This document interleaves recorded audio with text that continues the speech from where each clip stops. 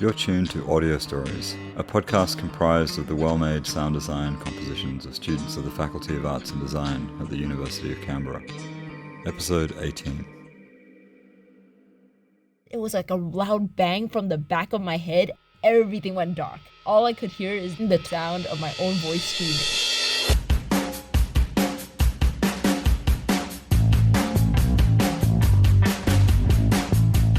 I'm Veronica. When I was in university, I actually went through like a mooting competition. So I was a law student. And in one of those days, I was going to reserve one of the rooms. I was on the way to the room, but suddenly, when I was walking, something came on my head. It was like a loud bang from the back of my head, and I fell like straight down to the floor. Everything went dark. A few seconds, everyone was around me. Everyone was asking me, "Are you okay? Are you doing okay? Is like everything okay?" And someone picked me up. I don't know who. Next thing I knew, I was on the bed, lying down and face up with the lights on me. And it was basically like a banner hitting my head, because that banner, the top part was made of metal, while the bottom parts were made of bamboo. And it was so light that a wind blew and it fell down, and it was just right on my head. And I had like a brain scan and all that stuff. Thankfully, it was okay. Nothing bad happened.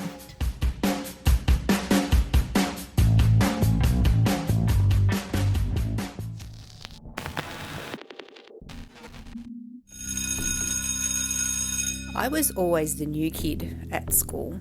I went to 9 different schools over my schooling life. It made me need to adapt to different ways of learning, to meet new friends, and to adapt to new towns that we lived in. It was challenging, having to sort of find the children on the playground that I connected with. I really enjoyed high school. It was more stable for me. I went to 3 different high schools, but I think starting a new school in year 7, when everyone else was starting new at the school. So I wasn't the only new kid. I wasn't the one that people were staring at and pointing at and saying, "Oh, look, there's the new kid." In year 7, everyone was the new kid. So I really found that experience a really great way of coming together with a whole lot of new friends. So I went to 6 schools in country New South Wales and 3 schools in Sydney.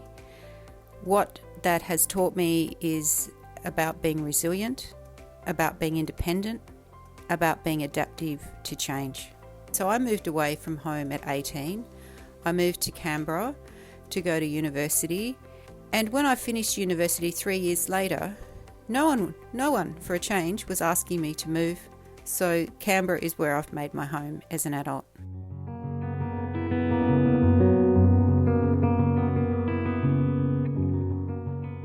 2024 has been an eventful year for me. In some ways very ordinary, but in other ways exceptional. I guess it's ordinary in the sense that, well, I'm still a student, I'm still living with my parents, still obsessed with film. But it's exceptional in that I'm undertaking the degree of my dreams. I'm helping other people with their film projects, and I'm meeting people who share an equal passion for storytelling through film. I became an adult in February, which feels weird to say, and I tried beer for the first time. Not a fan. It's a bit strong for my liking. I discovered the joys and the horrors of caring for a new kitten.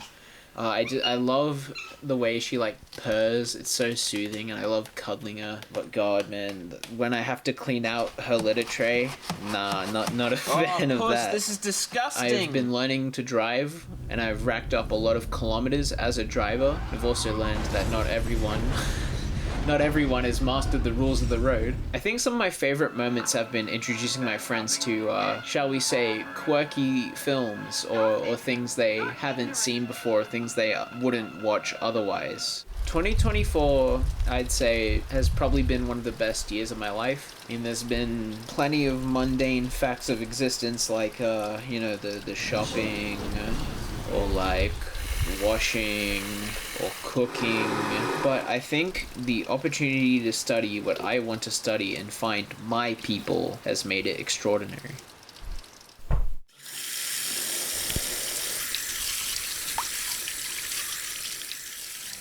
I guess it all started when I was young, like 4 or 5 years old. I would, wake up in the morning and have melodies and harmonies, vocals, beats, drums, just wake up and all I could hear and feel was just, which was crazy, because all throughout the day that would just remain in my head. And my mum used to always say, just stop fidgeting, Tidu, stop it, just sit still. And I couldn't. It was just always just constant drumming or some form of song I was whistling. It was just always in my mind. But it wasn't until I was older when I was finally being able to implement these ideas. My first instrument was the trumpet, and I was decent at it, but didn't have any real reason to play it. Like, I wasn't a big fan of jazz, didn't know many trumpetists, but eventually, because of the lack of inspiration and things of the sort, that passion kind of faded for the trumpet, and then I found drums. I did drums for a couple of years, and then I found music production. It's just kind of being the driving force behind my Grammy nomination. Damn it, I'm late.